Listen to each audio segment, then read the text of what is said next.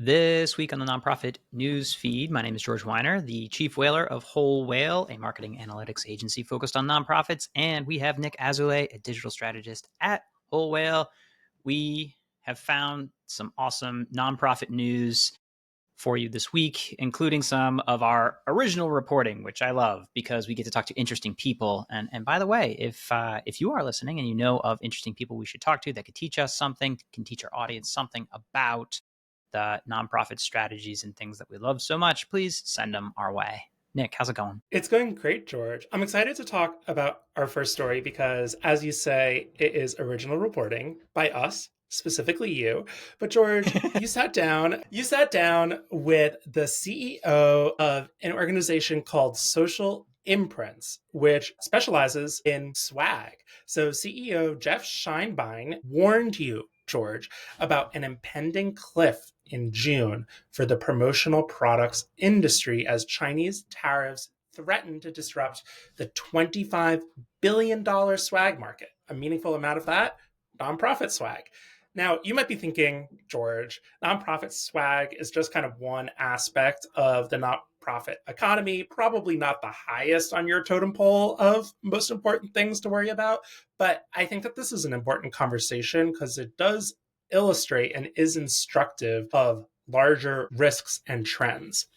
So Social Imprints is a development company where 85% of the employees face employment barriers, right? So this is a very kind of like restorative, local community support driven organization. And Scheinbein explains to you, George, that manufacturing in the event of tariffs cannot simply shift to the US overnight, and warns of a major decrease in the ability for organizations to access swag and goods. And I think, quite frankly, George, we can extrapolate that to everything else that could potentially become more expensive, particularly for organizations that work with lots of material, goods, and supplies, but even things like, the company car, right? Like fixing car parts is going to become more expensive, and the trickle down effects could be significant. And particularly for nonprofits who live and die by the bag, quote, at conferences, this disruption threatens a crucial donor engagement strategy because, George, nonprofit swag has exceptional ROI. Scheinbein talks about how outfitting 10,000 people with branded shirts that cost just a couple bucks per item become essentially walking billboards for your cause. George, I don't know about you, but I live in the city. Like, you got that ACLU bag, man, like you're walking, right? Like you're strutting your stuff out there. It really is kind of incredible branding for these organizations. So it's a really interesting specific look at, yes, a specific aspect of the nonprofit, material goods economy, but one that remains really instructive. What did you learn from your conversation, George? I mean, it's a great summary of the things. Please go watch that interview because it is a primary source. I think what got me interested in reaching out to Jeff, like old longtime friend of like the work I had done in the past of trying to get swag and trying to get it out there in the world, was to say, like, what is actually going on? What are you seeing as a business? And that is like a very boots on the ground. They have they have manufacturing, they have shipping, they have printing in-house. They are doing that type of manufacturing locally that we want. And they have a very serious cliff. Make no mistake, there is a finite amount of things that were imported from China from external sources that they print, they use, and they ship out to clients. All of that will grind to a halt in a very real way in June because they are sort of holding their breath. Who are they? They are the suppliers that are domestically holding these tons of inventory, but it's not tons until it runs out, right? They have about 6 months to hold their breath. That breath is going to have to come. And if the tariffs don't come down, you got real issues. He also tells that story in there of how he had a simple thing like ordering a bunch of branded beanies on a 8K order, suddenly got a tariff for $13,000. It's just, you can't do business anymore. And that, again, was going to help Americans working in factories in the US, and that couldn't come over. So I think there also is a point about, for nonprofits, like, why are we talking about tariffs? It's just like, oh, they don't affect me. They do, and they will. like you pointed out, swag, stuff we all get, swag is phenomenal advertising. It's a phenomenal way to thank your donors. I mean, don't believe me, just ask your, local PBS station and whether or not you got that tote bag, right? The ability to extend your brand to help your community in that tribal way of identifying people like us wear things like this. I'm proud and I will show my pride by wearing these materials is a great way to thank donors in a very efficient way. And by the way, when you get it from folks like Social Imprints, you are literally helping people that are facing employment barriers. So it is a fantastic win-win. And by the way, this is just one story. That's like the 75th largest promo materials company in the US. Look down the list of B Corp organizations that try to domestically create the types of jobs and products we're trying to do. And when you look at the supply chain, inevitably that cliff is going to hit. So I'm just sort of, raising it as a, at least for your own ordering. I would get, orders in if you're saying like end of the year, or unless you're just going to assume it's going to be okay. But it was a real story from a real company, and it was very interesting to me. Yeah, George, I think that's such a great anecdote there. And, one, George, I have to say, it never once occurred to me that swag was meant stuff we all get. Never once occurred to me that's what it meant. Never once in my life thought about that. And here I am, mind blown. But I think it's such a good point, right? And I think that nonprofits should be paying attention to this and do not underestimate the in real life advertising. George, you haven't lived until you've seen a TikTok of like 5,000 people waiting outside of a Trader Joe's for a Trader Joe's tote bag. This is a real thing that happens in New York City. So don't underestimate the stuff we all get. All right, George, I need to continue to take us into the news part of this podcast. And we got two tough ones, but I promise we will finish on a high note. Our first story, George, is that DOGE is threatening key global programs, including Fulbright and Peace Corps. So Fulbright is an exchange program that provides essentially funding for Americans to research abroad and also teach English abroad. And it also offers reciprocal grants for high achieving foreigners to come to the United States and learn from us. Peace Corps predominantly works in development settings and provides volunteers, Peace Corps volunteers on the ground to work with local humanitarian, UN, diplomatic projects, primarily in very remote developing contexts. DOGE is completely gutting Peace Corps staff. They just announced a second round of voluntary buyouts and a reduction in staff. It appears that volunteer programs as of now remain unaffected, but we'll see. The Fulbright International Exchange, however, long hailed, mind you, a pillar of U.S. soft power, right? And just U.S. engagement with the world, faced a sudden and unexplained funding pause. Students, essentially, abroad had their funding pulled out from them while they were abroad. That funding has been restored, but it's not looking good for the future of Fulbright. And George, I just have to add on a personal note. The Fulbright and Peace Corps programs are high-profile feeder programs to academic, diplomatic, and public sector excellence, particularly within the NGO and State Department type communities. Fulbright Awards have been given to 42 heads of state, 62 Nobel laureates, 96 Pulitzer Prize winners, and 82 MacArthur Genius awardees. Destroying these programs is an affront to compassionate, qualified, cross-culturally competent leadership. And if it sounds that I'm passionate about this, I am. I was a recipient of a Fulbright Award. And George, you don't know the power of soft diplomacy until you are the only American in a town where 95% of the people have never once talked to an American. And you are explaining to these kids the concept of a taco, because they've never heard what a taco is. I mean that wholeheartedly. The personal benefit is immense, but just that value of exchanging culture and ideas, one of the things that makes America so great, the ability to talk authentically about, freedom and courage and all these things that we hold ourselves up to be, that is now being severely undercut by current changes. So, as a Fulbright awardee, the Fulbright Alumni Association has been really, really advocating for the restoration of funding, but it's being decimated in current budget negotiations. Yeah, a sad time for international exchange. And just on the nonprofit note, right?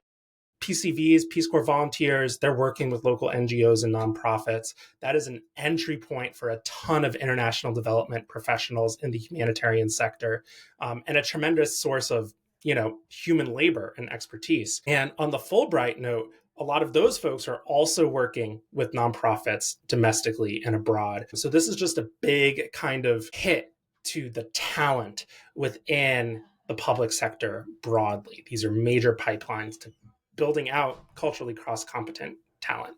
So just wanted to note that with a little bit more of a personal note.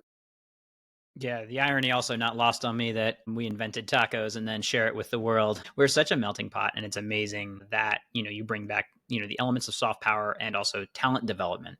There is a huge gap that is being created here. And in this macro pendulum swing toward nationalism, where we close our border, close our minds, and lock the door as we exit, there's a cost to that. And it's going to be revealed shortly. Maybe it shows up in the 10-year Treasury bond when people realize, like, actually, America's not that great. We don't need to indefinitely buy their debt because, we didn't do it for that reason. But there are second order and third order effects that come from literally rug pulling this type of international support, Peace Corps. And as I understand, they're implementing staff buyouts right now. I haven't heard officially of cuts, but I think it's a function of time. And, they're sort of preemptively trying to do it responsibly. Am I reading that right or no?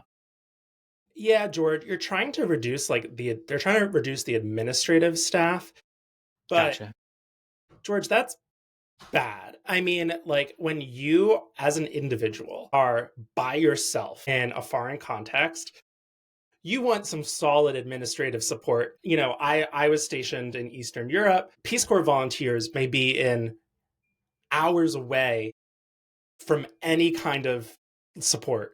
They might be hours away from electricity, right? You want competent leadership administering that program and ensuring your safety. And George, it's just hard for me to imagine that the Peace Corps volunteers on the ground, particularly those in complex settings, are feeling anything less than completely gutted right now. Yeah, just sort of adding to this list of cuts for retribution rather than for actual real debt savings. Anytime you hear a small potatoes number in the tens of millions being saved, remind yourself that a nuclear ballistic submarine, costs $20 billion. Then do the math and realize this isn't about the budget. What's more, as soon as you realize the other fact that the tax cuts that Trump's going to implement is going to throw us into such deficit spending, it's going to be hypocritical to new levels. This is me telling you what the future is. Those tax cuts are going to dwarf the 150, 160 in terms of billions of dollars that have been, quote, saved by cutting volunteers, cutting support, cutting these programs that the Peace Corps and others run. I mean, I think going into our next one, we're going to talk about the NEA. It's the same story, swap cause, and it continues to go down the list. And anytime we hear that number, a reminder of the fact that you could just take an extra 1% of the military and have done all of this and maybe deploy that more effectively. Yeah, George, that's a great tee up to our next story. And we don't need to spend a ton of time on it because I'm kind of desperate to get to our ending on a high note part. But George, just this week, Trump basically endorsed the elimination of the National Endowment for the Arts, as well as a dismantling of the National Endowment for the Humanities and other cultural agencies. And already the cuts are coming in.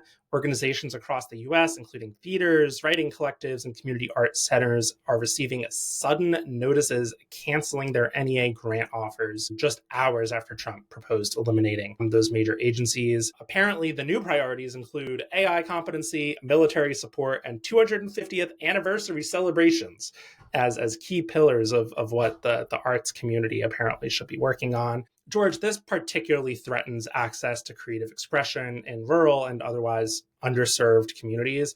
Art is not a lucrative career path or a stable career path, and public funding for the art is just a central pillar of creative expression in this country and has been for so long. Beyond even art, the Corporation for Public Broadcasting, PBS, Sesame Street, Mr. Rogers, all of that's coming under attack, George. And it kind of makes you ask the question, like, what's it all for? What's it all for if we don't have art and creativity and all of this? But apparently budget cuts that we're just going to get rid of anyway, or make redundant anyway when we do tax cuts for the rich. So that's all I'll say, because I'm desperate to get to the fun part. But George, any other thoughts? Yeah, art's usually the first to go, last to know of schools and of local communities. I think what is going to have to happen is a local ownership of this. We're going to need new business models. We're going to need a lot of new approaches that aren't sort of reliant on the government, clearly. And this is the first unfortunate phase, I think, of like what we also saw in the Reagan era for cuts of social services and public support, where the nonprofit sector grew from foundations, grew from corporate, from donations. And so we are going to say, like, there's a tremendous gap to be filled, but unfortunately there's going to be a trough before we get to the other side of the more local ownership and appreciation for these things. And you only appreciate some things when they're gone. And it is unfortunately incredibly costly to have to remove an entire staff and infrastructure of, say, a local theater and then bring it all back, like 9 months later. So I don't know what this will look like. I'll be very curious how local groups respond, how communities then also sort of rally behind this to support the arts that they care about. Yeah, George, that's a good point. And right, so much of our arts infrastructure, nearly all of it, is nonprofit led. It's C3 organizations, right? So they're feeling the brunt of this for sure. But George, I promised you we'd end on a high note, and oh man, I'm glad we're here. Speaking of nonprofit public art, the Public Theater